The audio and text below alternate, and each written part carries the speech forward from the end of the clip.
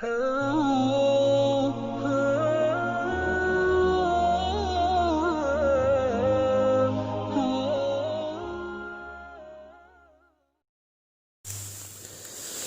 الله الرحمن الرحيم. الحمد لله رب العالمين، والصلاة والسلام على سيد المرسلين وخاتم النبيين محمد وآله وأصحابه أجمعين. أما بعد، فقد قال قائل: حب الوطن من الإيمان. معزز سامعین، ہم آپ کے سامنے آج آزادی کی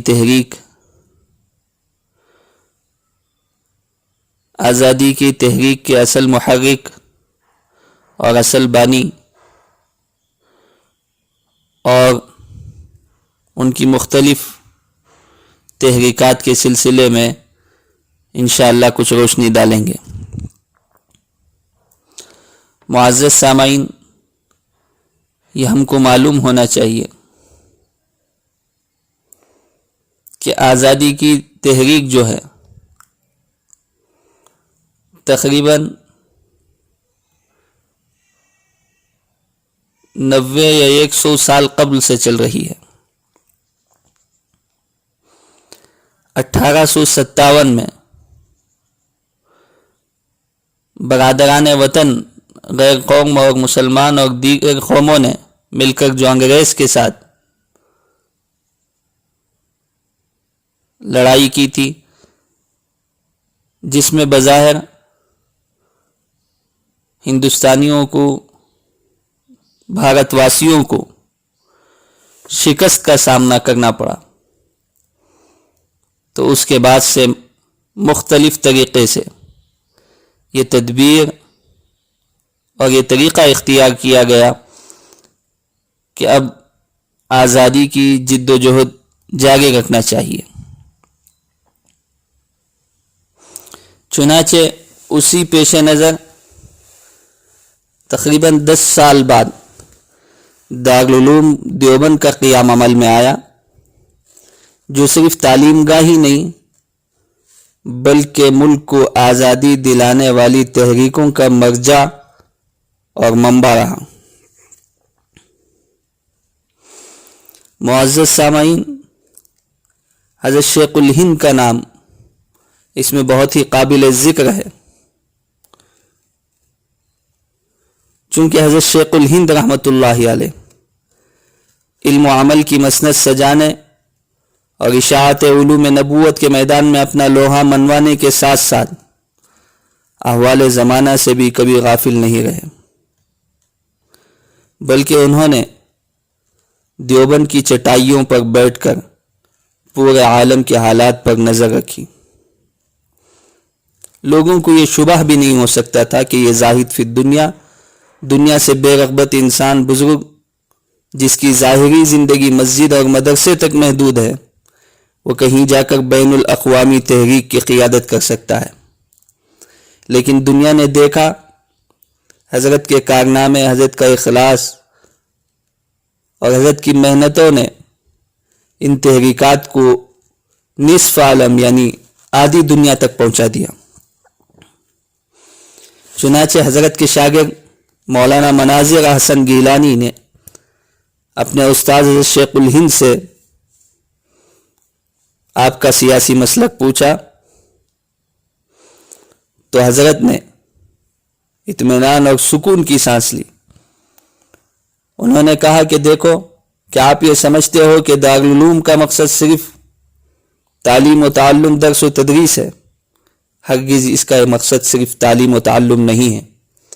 جو مدارس صرف تعلیم و تعلم کی بنیاد پر قائم ہیں، میں ان سے مزاحم نہیں ہوں، ان سے جھگڑتا نہیں ہوں، لیکن خود اس راستے کا انتخاب کیا ہوں جو حضرت الاستاد یعنی مولانا قاسم نانوتی رحمۃ اللہ علیہ نے انتخاب کیا تھا، قائم کیا تھا. پھر حضرت نے 1878 میں ثمرۃ الطیب کی بنیاد رکھی، جس کی سرپرستی حضرت نانوتی رحمۃ اللہ علیہ فرما گئے تھے، جس میں شیخ الہند کے علاوہ 18 بنیادی ارکان اس میں رہے. चंद ही दिनों बाद 50 साल से कम की उम्र में हजरत नानोती का इंतकाल जब हुआ तो इस समरत तय्यब की मुकम्मल जिम्मेदारी हजरत शेखुल हिंद ही ने संभाली। फिर किसी वजह से समरत तय्यब का नाम बदलना पड़ा, चुनाचे 1909 ईस्वी में जमीयतुल अंसार का क़ियाम हुआ। तारुफ के लिए 1911 ठीक 2 साल बाद दारुल उलूम के फुज़ला को दस्तारबंदी के गर्ज से बुलाया गया। उसमें अच्छा खासा इस जमीयत का तारुफ, मकासिद और अपने अपने इलाकों में तहरीक शुरू करने की तरगीब दी गई। इसका उमूमी पहला इजलास 1911 में मुरादाबाद शहर में हुआ, जिसकी सदारत सैयद अहमद हसन रहमतुल्लाहि अलैह ने फरमाई। इसके अलावा 5 और जलसे तारुफी हुए, शिमला, मेरठ, देवबंद वगैरह काबिल ज़िक्र हैं। और इस तहरीक में मौलाना उबैदुल्लाह सिंधी रहमतुल्लाहि अलैह हजरत के मुआविन खास रहे। अलगर्ज तहरीक रेशमी रुमाल जिसको हम कहते हैं, ये एक रुकन की चूक की वजह से, गलती की वजह से हुआ। उसका मुख्तसर खाका हम आपके सामने पेश करते हैं।